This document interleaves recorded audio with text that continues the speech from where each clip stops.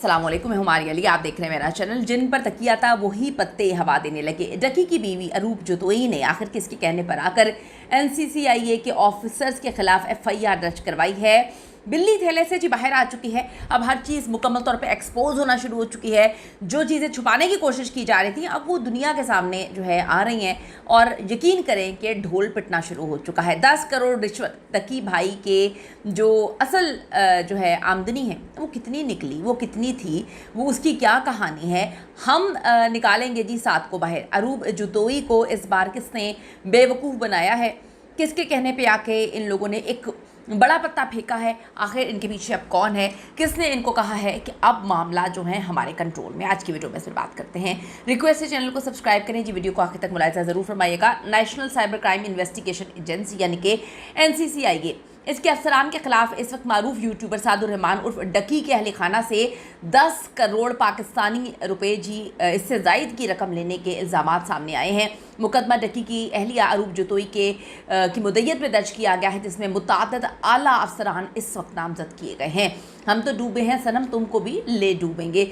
यानी कि इतना कुछ खिलवाड़ के तौर पे किया जा रहा था, जिनको हम बड़ा अच्छा समझ रहे थे कि हाय पाकिस्तान की आवाम के लिए कितना अच्छा कर रहे हैं, जो जुए एप्लीकेशंस को प्रमोट कर रहे हैं उनके खिलाफ ये लोग जो है कितने अच्छे लोग हैं और ये उनके खिलाफ क्रैक डाउन कर रहे हैं, ब्ला ब्ला ब्ला। अवाम को तो हर बंदा ही बेवकूफ़ बनाने पे लगा हुआ। मैं सोचती हूँ चाहे वो डकी हो, चाहे वो बाकी व्लॉगर्स हों, इन्फ्लुएंसर्स हों, सब लोग बेवकूफ़ बनाने में लगे हुए हैं। और हम जिन पर यकीन करके बैठे हुए थे कि भाई ये लोग उनको पकड़ कर अब इनको ऐसा डराएंगे, एक ऐसा मिसाली तौर पर, मतलब मिसाल के तौर पर मैंने ये समझा था, बल्कि हम सब ये समझ रहे थे कि एक जो है डकी को पकड़ लिया इन लोगों ने और अब ये मिसाल बनाएंगे कि कोई भी पाकिस्तान की आवाम के ख़िलाफ़ जो है इस तरह की चीज़ें करेगा तो उसको कैफरे किरदार तक पहुँचाया जाएगा। लेकिन यहाँ पर तो गेम ही कुछ और निकली। ये जो इतने बड़े बड़े यूट्यूबर्स को पकड़ा जा रहा था उनसे जो है धंधे, यानी कि इनका अपना धंधा चल रहा था, उनसे अपने जो है इन्होंने रिश्वत करके अपनी जेबें गर्म की हुई थी। ये मैं नहीं कह रही,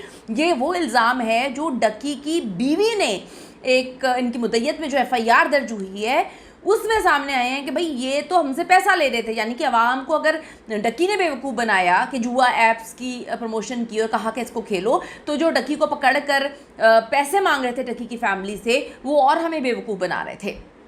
NCCIA के ये अफसर एक खुफिया एजेंसी का नाम लेकर जो है धड़ल्ले से जो हैं वो पैसे पकड़ रहे थे। जब ऊपर से प्रेशर आया तो फिर एजेंसी से आवाज़ आई, हमारी बिल्ली हम ही को मियाऊं मियाऊं। और अब एक बार फिर डकी की फैमिली इस्तेमाल होना शुरू हो चुकी है। FIR के मुताबिक अफसरान ने डकी के अहल खाना से मुख्तलिफ मराहिल में भारी रकम वसूल की, जिसके एवज रिलीफ देने और कानूनी कार्रवाई में नरमी बरतने की यकीन दहानी करवाई गई। मुकदमे में यह भी इंकशाफ किया गया है कि अफसरान ने डकी के टिकटॉक अकाउंट से तकरीबन $3,26,420 निकालने की कोशिश भी की है। तफ्तीशी ऑफिसर शोएब रियाज ने पहले 60 लाख रुपए अपने फ्रंट मैन के जरिए हासिल किए, जो डकी के दोस्त उस्मान ने अदा किए। बाद में शोएब रियाज ने यूट्यूबर का जुडिशियल रिमांड करवाने के एवज मजीद 30 लाख रुपए इनकी फैमिली से लिए। ये 30 लाख रुपए रिश्वत ली गई। FIR में बताया गया कि शोएब रियाज ने 50 लाख रुपए एक कार शोरूम के मालिक के पास रखवाए थे, जबकि 20 लाख रुपए खुद रखे। इनमें से 5 लाख रुपए एडिशनल डायरेक्टर चौधरी सरफराज को दिए गए।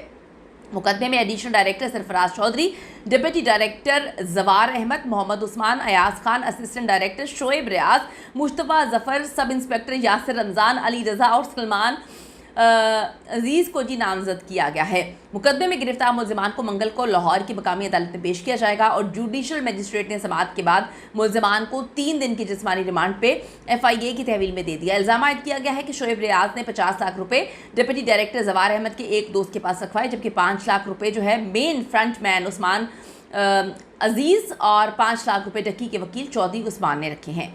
अब जी यानी सारी दाल ही काली है भाई। मतलब बंदा यकीन करे तो किस पे करे। मुझे तो ऐसा लग रहा है कि आप सांस लेने से पहले भी पूछ लें कि जब हम सांस ले रहे हैं तो क्या हमें इसकी भी रिश्वत अदा करनी होगी, इसके भी टैक्स लगेंगे, इस पर भी मामला अजीब होंगे। यानी कि इतना बड़ा झोल, पूरी दाल काली निकली। क्या तफ्तीश करने वाले और क्या इंसाफ दिलवाने वाले, यहाँ पर इनके मुताबिक तो सब के सब ही बिके हुए थे।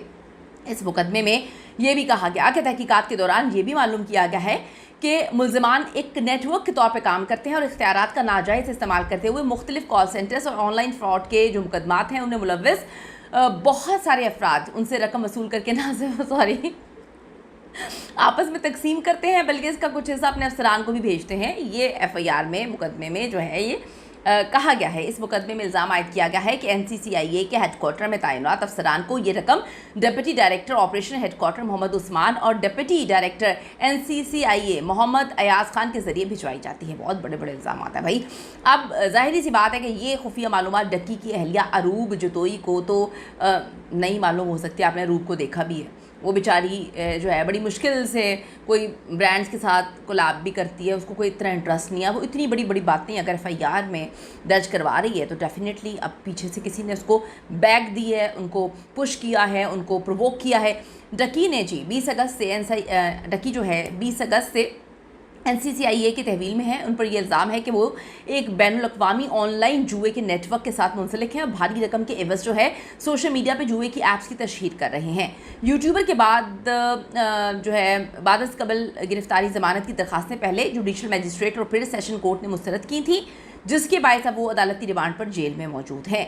यकीनन जी साद और रहमान डकी की जुडिशल कर दिया गया है और 1 महीने तक वो जिस्मानी रिमांड पे मौजूद थे। यकीनन साद और रहमान डकी की फैमिली को एक बार फिर से ये उम्मीद दिलाई गई है कि आप हमारे कहने पर जो है एफआईआर करवाएं, डकी को बाहर निकलवाना हमारा काम है। अब ये कौन करवा रहा है, क्या चीज़ें, ये तो अलग बात है, लेकिन जो उन्होंने इल्ज़ाम लगाए हैं वो बड़े हौलनाक किस्म के हैं और बहुत सारी चीज़ें इस वक्त सामने आ रही हैं। मुझे तो ये बात समझ नहीं आ रही कि बंदा यकीन करे तो किस पर यकीन करे। इतना पैसा, इतने पैसे की ये लोग पूजा करना शुरू हो चुके हैं, इतनी इबादत करना शुरू हो चुके हैं सारे पैसे की कि मेरी तो समझ से बालातर है कि हम किस पर यकीन करें, कौन सच्चा है कौन गलत है। क्या सच में डकी इतना गलत है या ये जो सब इल्ज़ामात अब लगाए जा रहे हैं इनके हवाले से तो बड़ी मिस्टीरियस चीज़ें सामने आ रही हैं। वक्त आने पर हम उसको भी एक्सपोज करेंगे।